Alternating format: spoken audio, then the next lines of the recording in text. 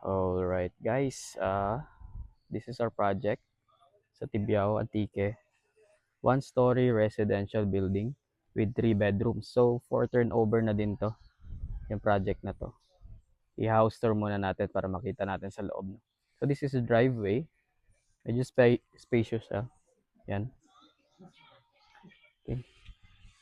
Yung design natin medyo modern with a touch of uh, US feels na bahay. Kasi nga taga US yung may-ari, no? So this is the exterior of the house. Ayan, kung makikita nyo, this one, gumamit tayo ng PVC panel na solid block or glossy block. Gloss block. So pasok tayo. Pagdating dito sa porch, ay tignan nyo dito yung groove natin na painted finish na groove. Paint lang siya. So napakalinis ng napakalinis tingnan yung groove natin. So punta tayo sa main door, buksan natin.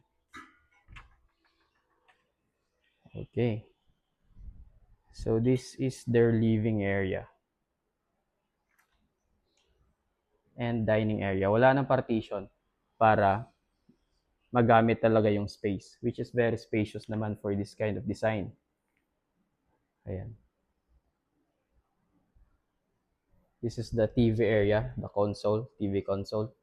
So it is made of a marble sheet also, or tinatawag din natin siyang na UV boards kung minsan. Okay. So napaganda lang ng kulay, no? Nag-match talaga sa concept na black, gray, and white interiors. Okay.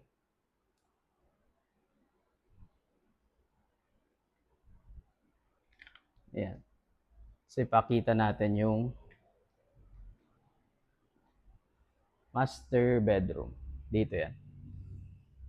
Okay. This is the master bedroom, which is enough area. Napakalaki din ng area ng master bedroom na to. And also, we have here their walk-in closet.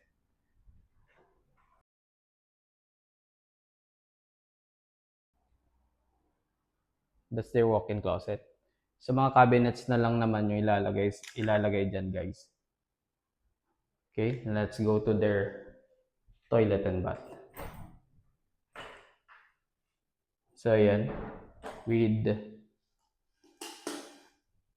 shower partition. Okay, yung sa light natin, sa mirror natin, smart mirror na din siya, no? And with lights. You can change the lights and 3 colors. Okay? So heated na din 'yan, yung shower natin is heated na din. Ayan.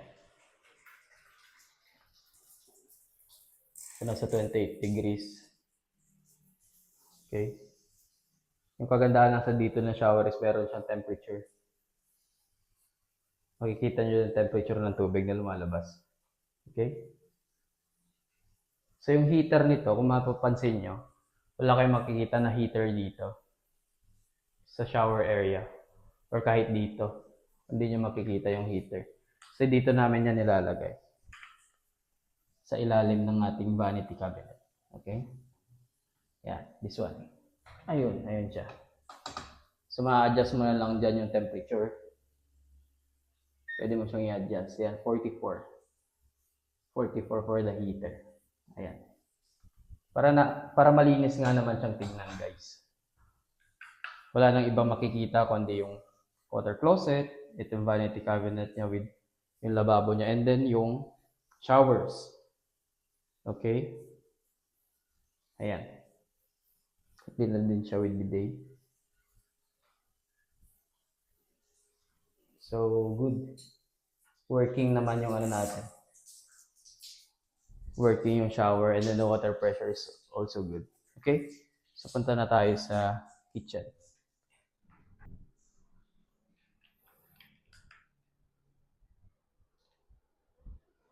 Okay, sa dining area naman, we have here, ito yung mga lights.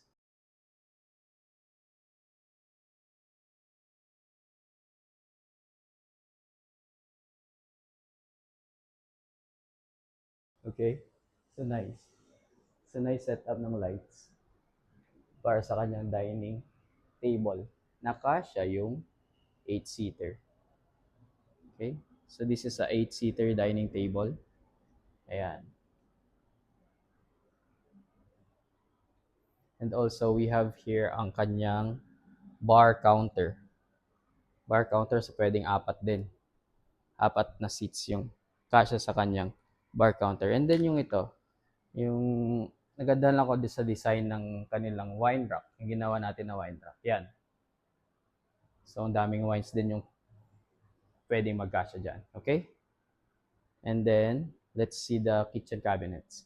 Ito naman yung kitchen cabinet niya. So, we have here a double door na refrigerator.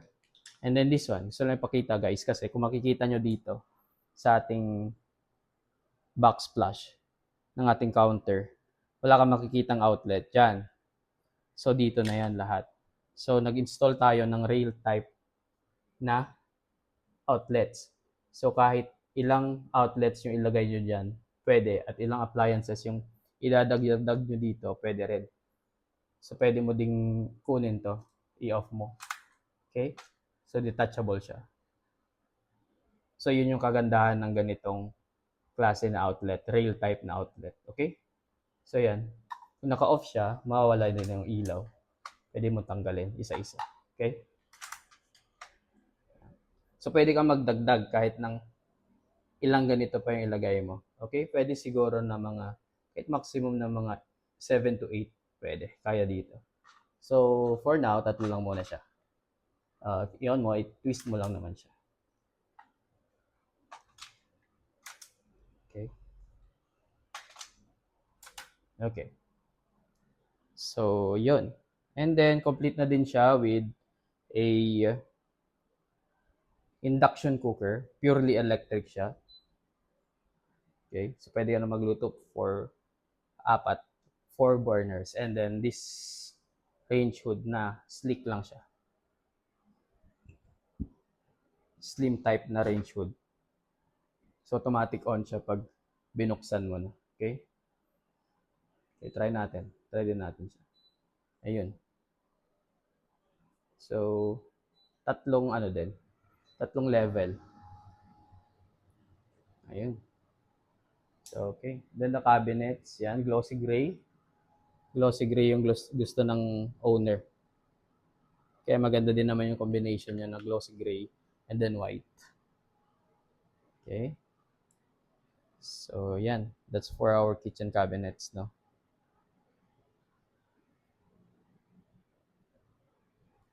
Dito naman yung 2 bedrooms natin. Papunta dito.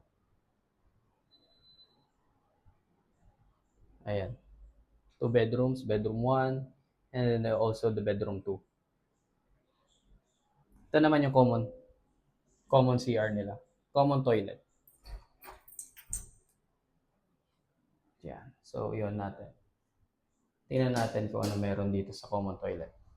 Ayun. So, wala lang siyang shower partition. But built-in hot and cold shower na din siya. And also this one. Okay. So, same with the master toilet and bath. Yung water heater nito, hindi mo rin makikita. So, nandito pa rin siya sa ilalim nitong cabinets. Dito na natin siya nilalagay. Okay? Ayan. Dito siya. Ayun. Ito. So, yan. Makikita nyo dyan yung ating water heater. So, automatic na din siya na heated kapag nag-on ka ng shower na to. Okay?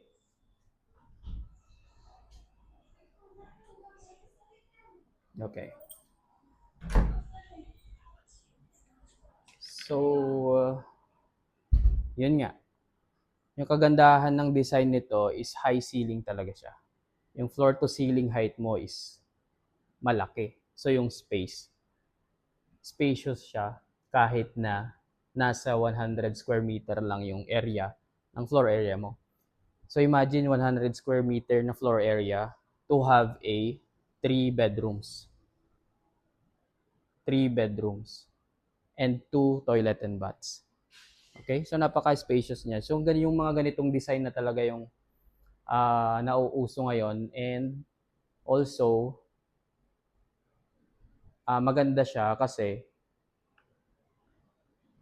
magagamit mo nga naman yung space ng bahay mo. Okay? So, that's it. Yun lang guys. And see you on the next update sa ating next project pa rin.